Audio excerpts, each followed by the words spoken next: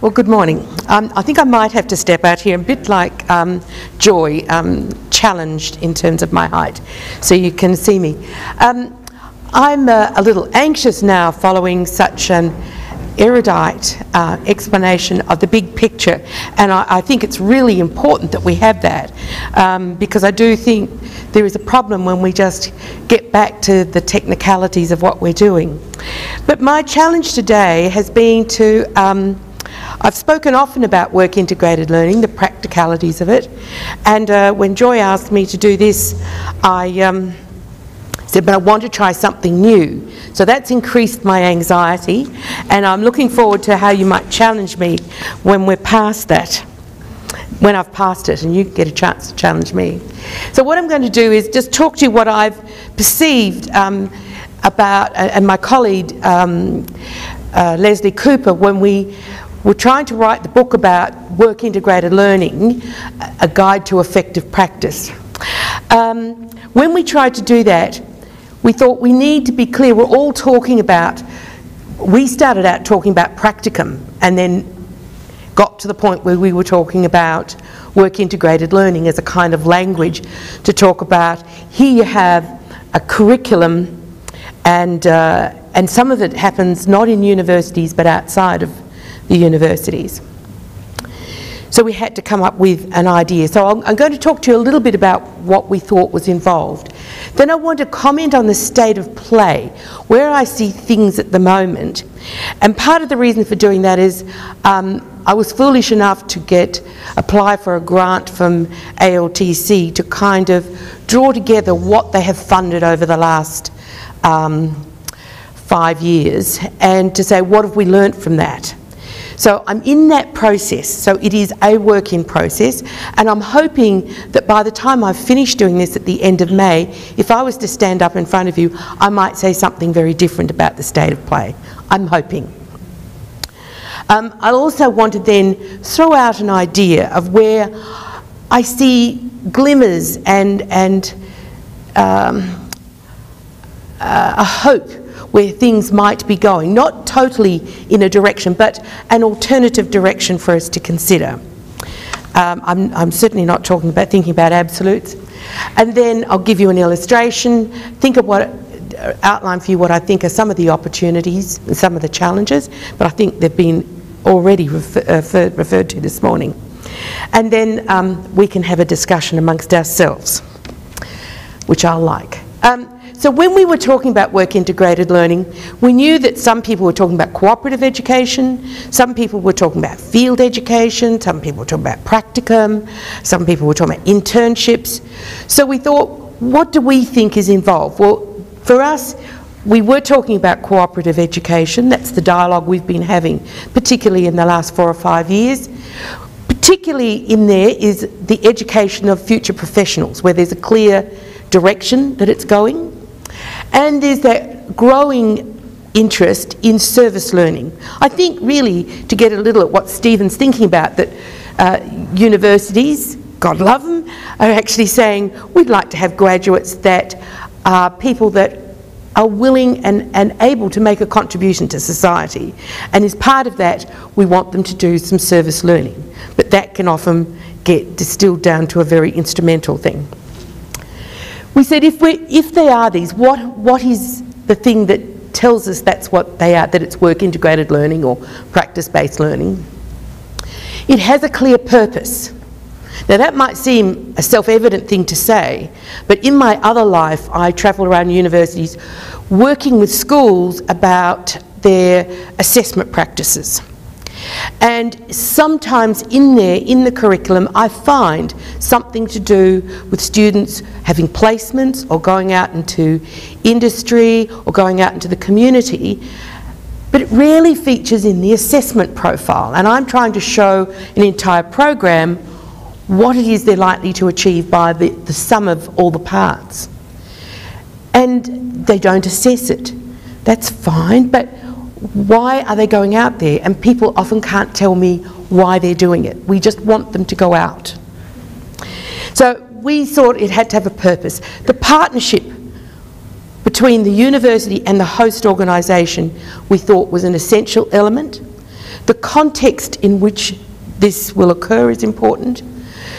That it is engaged with the curriculum, and often in my experience of the many curricula I've seen, particularly in the last 3 years, the ones that I'm just looking at, that I'm not involved in teaching, that the place of the practice learning, the practice is very, very tenuous in that curriculum.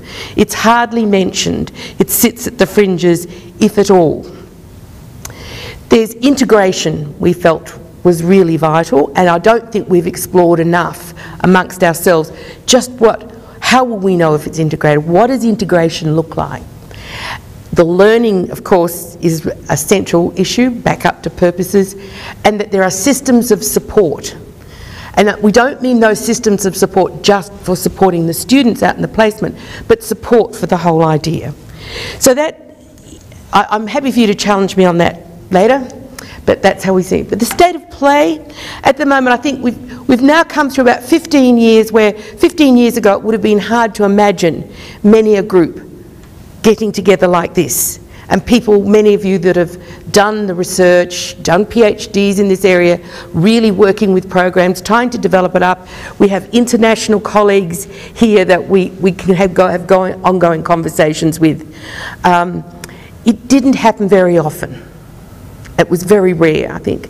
The first one I ever went to was at a university in Melbourne where Joy was a key speaker when I first met her, and that would have been quite back into the middle to late 90s. But several decades ago.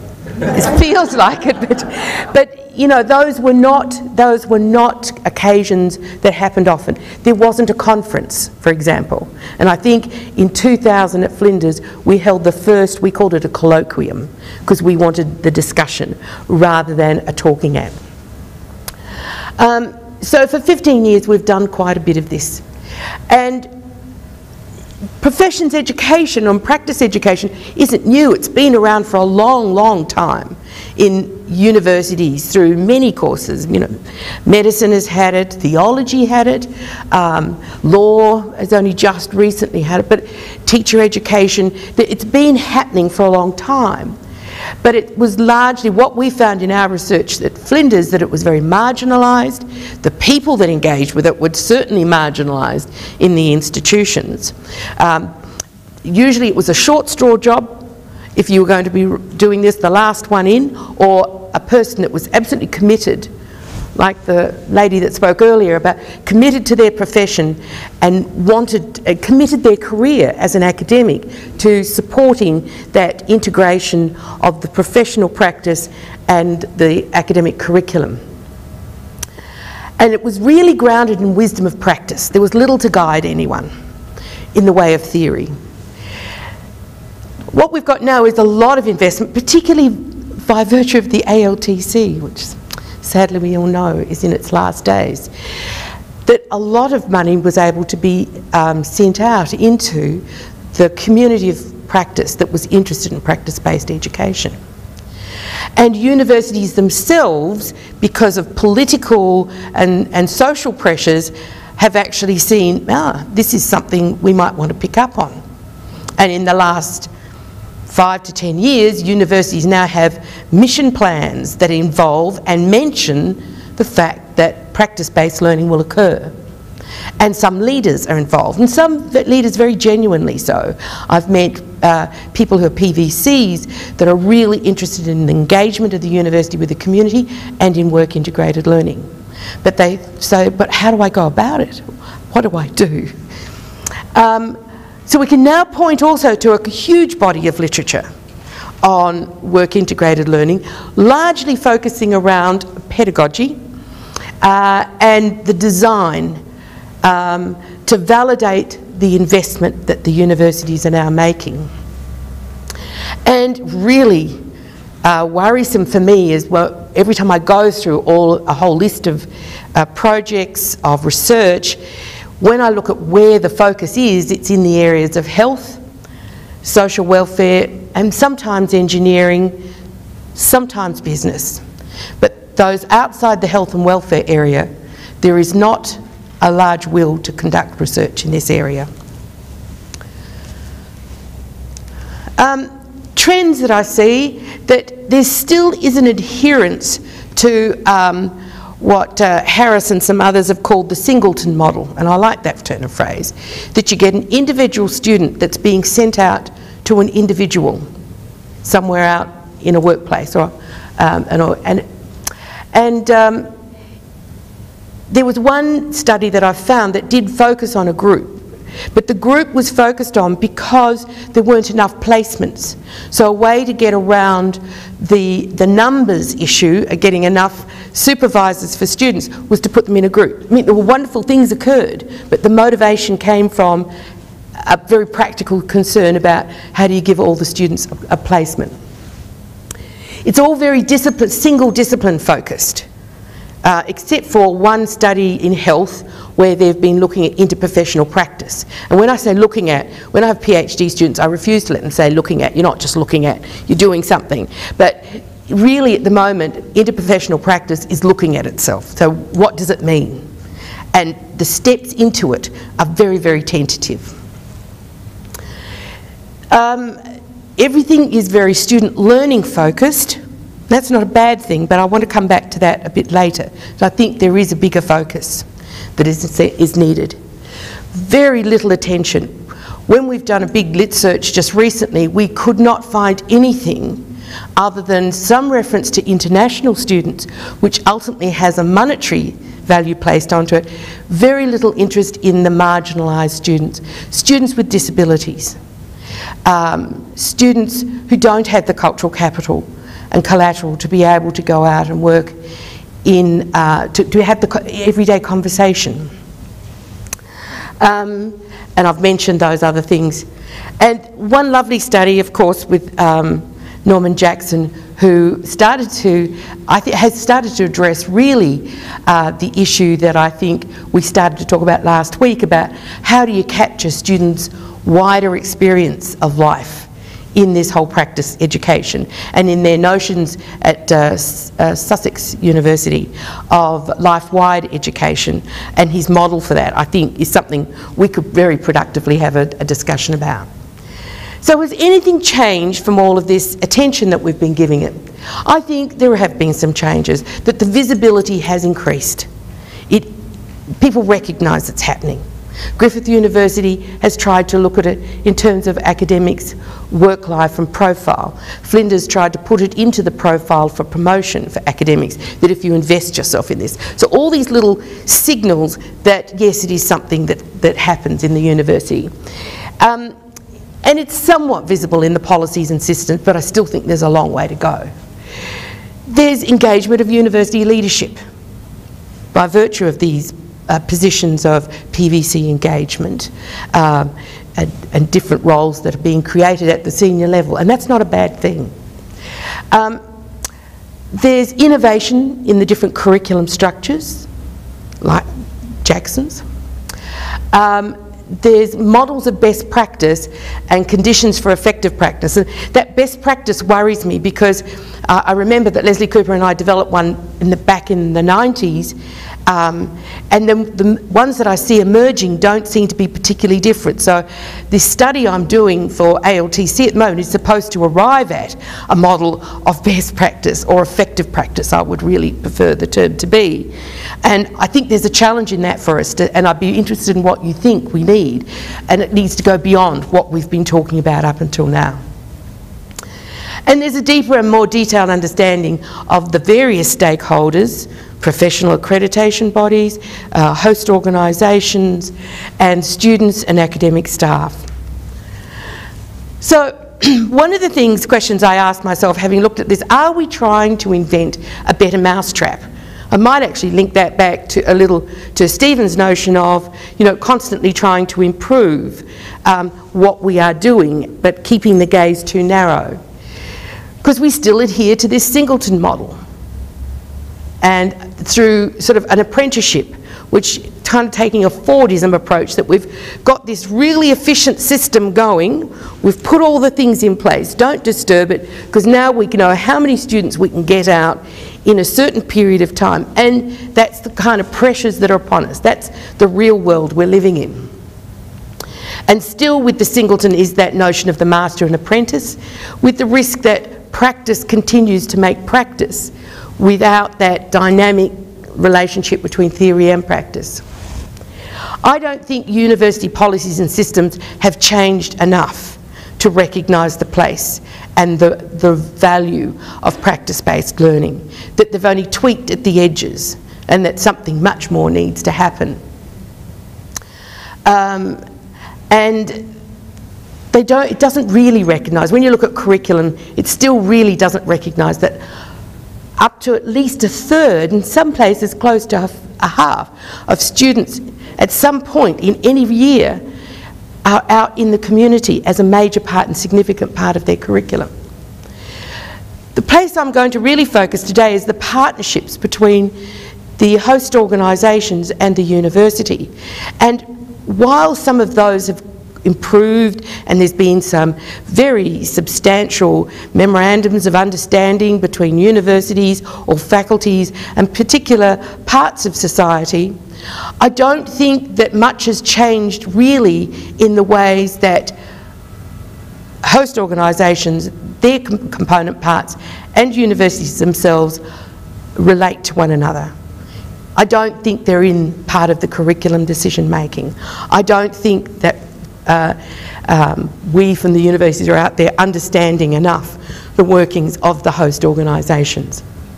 So what prevails is what Harvey and Gill and Moon called their stakeholder value-added approach.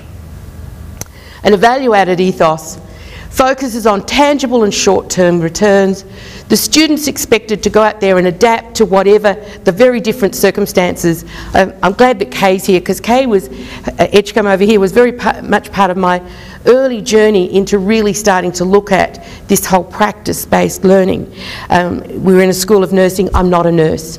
Kay and I would talk in the staff room. So we got a very brave ward in a hospital, Flinders Medical Hospital, to agree to me going on placements. How could I teach the psychology, hush my mouth, and the other things, communication, unless I actually knew what it meant for students when they were out on the wards. And students, I remember my very first day where Kay was supervising a student doing a sterile field dressing on an amputated limb. So here is a student for the first time, nose to amputated limb, going through the technical steps, those really important technical steps of changing a dressing. And when the student had finished and Kay had spoken to her, the student was off with one of the nurses, said, "I don't know why you did it like that. We don't bother with all that. They've got a shortcut." And, you know, that technical stuff, but the student, if they're wise, if they're going to be around those practice nurses, will do the shortcut. So they're expected to adapt and complete their tasks and complete them on time, even though we know we want them to be thinking through, what have I learnt that I can use here?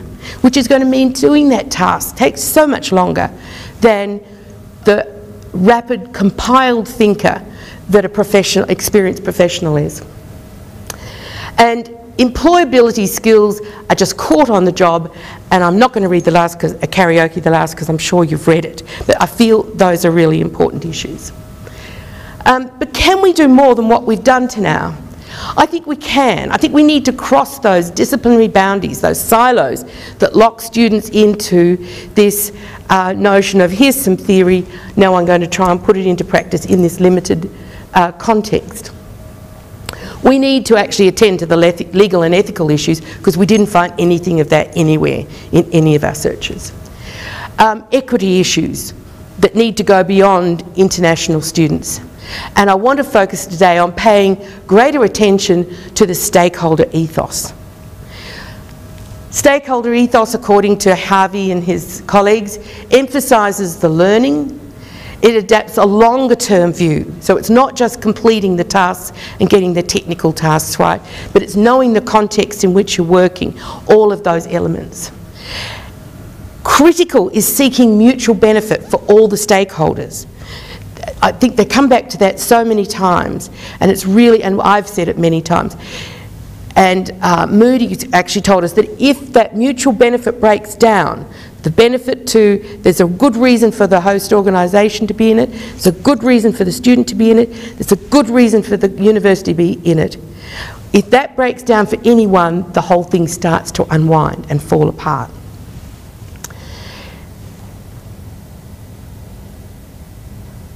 And I'm not going to karaoke the rest. And the organisation itself, if it can be part of this stakeholder ethos, is a place that values learning. It's an organisation that doesn't see that theory is a threat, or an academic is a threat, or a student that's studying is a threat. They see that they're equal partners in all of this, and the learning is really important, and they provide support for leaders. And I've met some amazing people in organisations that are doing just that. They look for opportunities in the things that, with students coming in, they're anticipating those students with a real sense that this is an opportunity for all.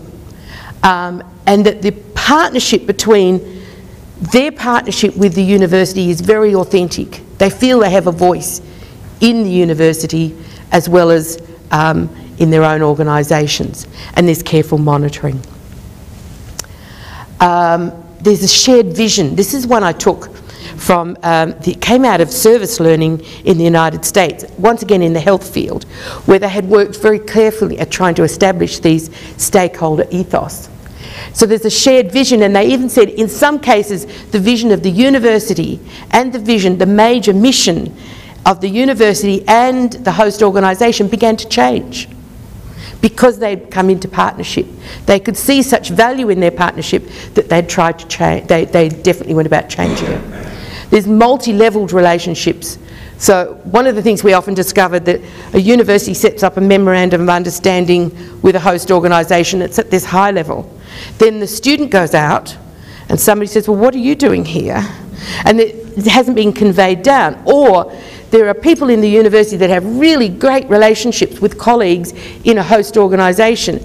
So the student goes out, then something occurs, some problem occurs, and the university and the senior levels of the university saying, what's the student doing there? So we need to think about the relationships in much more complex terms. Balance of power, and that's a big issue that we have. That's where I think we haven't addressed it.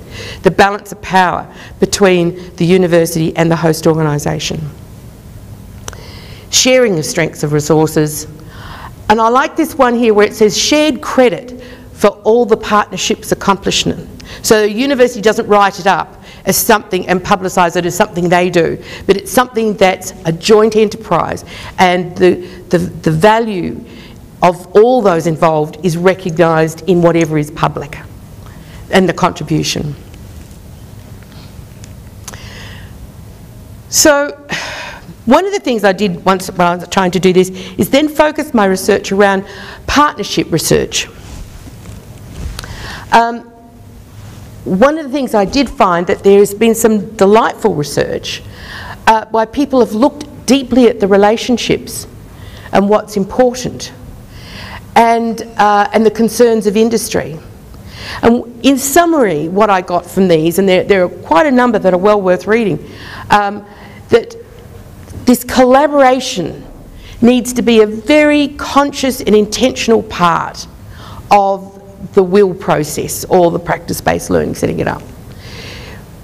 The research showed how important it was to really understand from the host organisation's point of view what their needs and concerns were. Not just see them as a resource for places. So the starting point is to see the concerns of the host organisation as the starting place.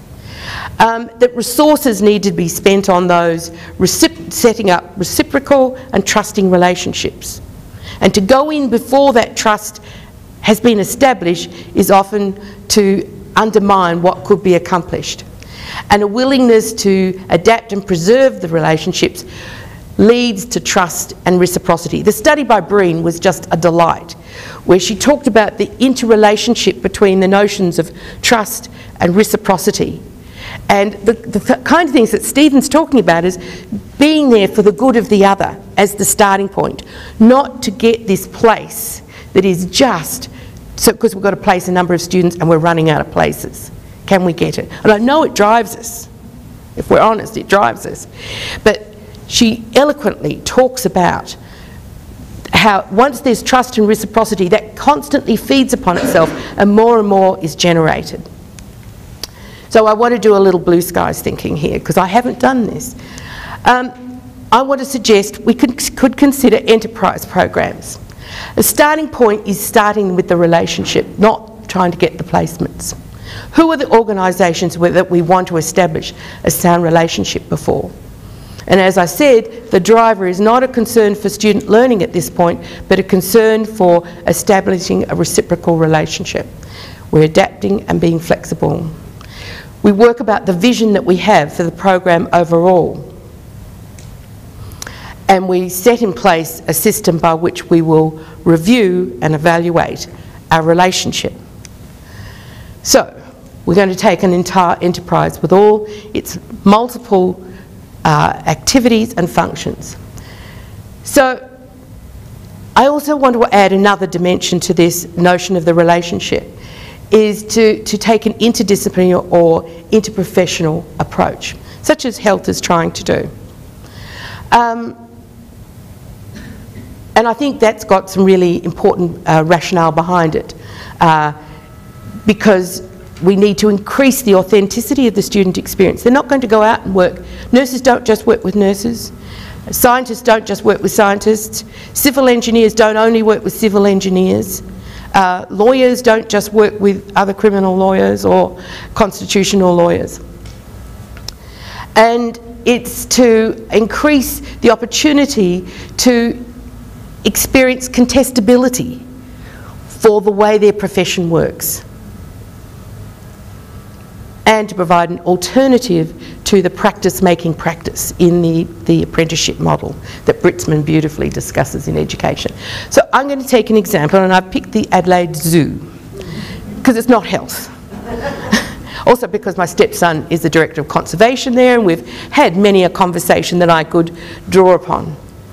Now, at Adelaide Zoo at the moment, famous because it now has the pandas, they have to come up with business plans. So there's a whole business section. There is marketing of the zoo, because it's a public amenity. There are international agreements and relations because of bringing the pandas, for one thing. There's research that's happening into science and conservation. It's a critical element of what they do. It has education, and it's not just, as often happens, and it probably is happening there, just where you have someone from the education department to run things for the schools. There's multiple levels of education. There's continual professional development for the large body of staff and volunteers that work at the zoo.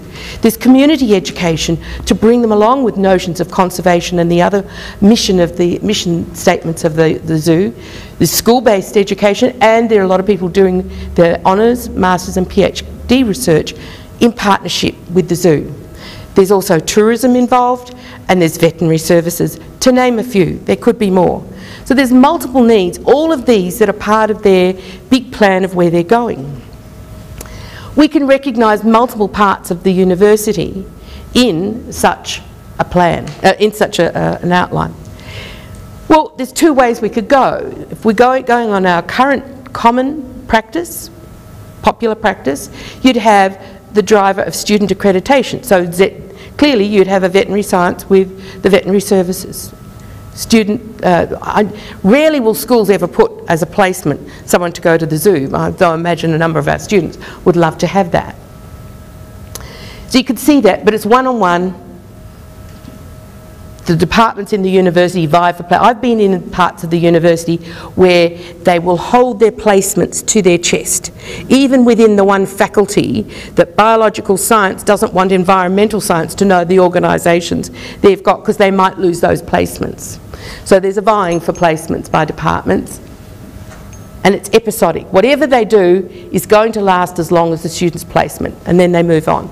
And I know a sad story in another area, in Perth, where there was an organisation that is set up around literacy to focus on the production of literature for schools all around Australian writers. And one university did get a student to do an internship. They thought this is great because it's one of those organisations that just survives. But they had that placement for 6 months and the university didn't ever come back to them. And they were all ready then to have another intern and another intern. But whatever happens is so episodic, then is it worth the host organisation's time in setting something up if it might never happen again? They were ready to adjust. However, what I'd like to suggest is we could consider, among other things, an enterprise model, which goes through all of those things that I've talked about before. A shared vision, developing the vision. A plan that is broader than the student placement. It might also go into consultancies, continuing professional development, relationships, research. The student gets recruited in the university into a multidisciplinary team and begins the conversation about the needs of the organisation. And that's the starting point for what the student might do and how the student will engage and who they will engage with and in what way, whether it's in clusters, whatever. The study by Harris and others said that they found that groups were most effective if they had about 6 to 8 students, but clusters actually did have a profound effect. They were doing it in a single discipline and they were the ones that were working from the notion we didn't have enough placements.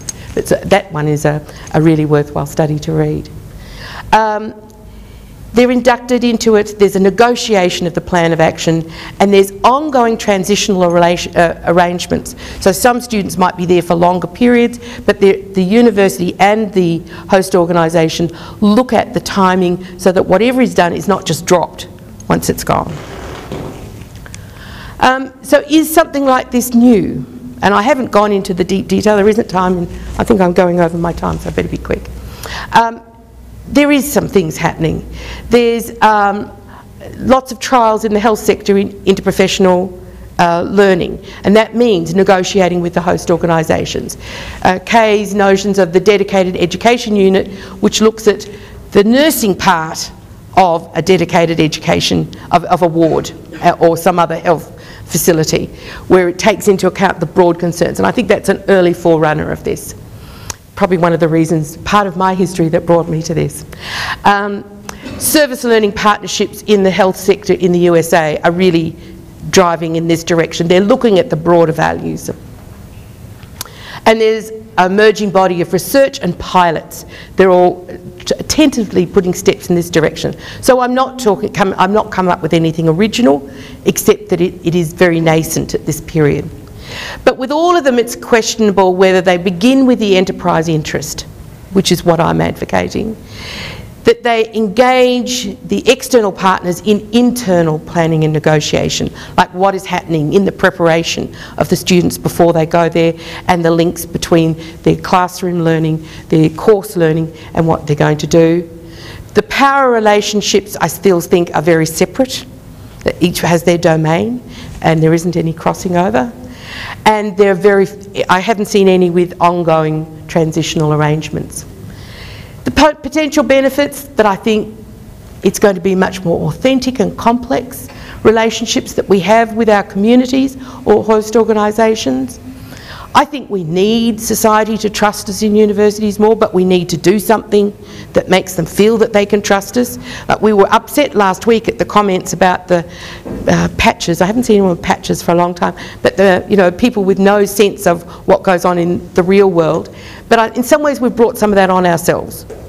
I think it's really good to break down the disciplinary silos, and for students to have that breakdown in their conceptions of their disciplinary silos, and increased opportunity for students to engage with a whole enterprise, not just for doing the tasks, but to understand it in its economic, political, social and global context. The challenges, mostly I can understand, are from within the university. The curriculum ownership, which I find really hard to break down at the course or unit level, semester program level, let alone, broader than that across disciplines. Getting a professional, there's always going to be problems with professional accreditation. Would some bodies recognise this as the kind of experience they expect to register people? and getting explicit and shared conceptions regarding students' need to have a curriculum-sanctioned learning experience in the university, and the politics of where to place the leadership. Would it come from within this particular discipline? Would one discipline do it? Would it be a collective, or would it be at the senior administration level?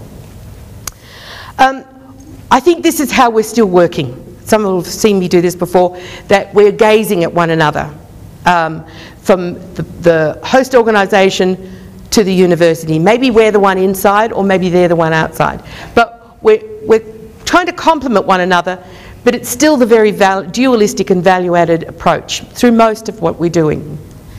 I think once we go to something which starts to challenge the orthodoxies, that we're going to have to rethink our view of curriculum, the supremacy of theory or practice, one over the other, and it can goes either way. And the location of where expertise is just seen as an experience rather than an integration of reasoning, theory and experience, the different sites of knowledge.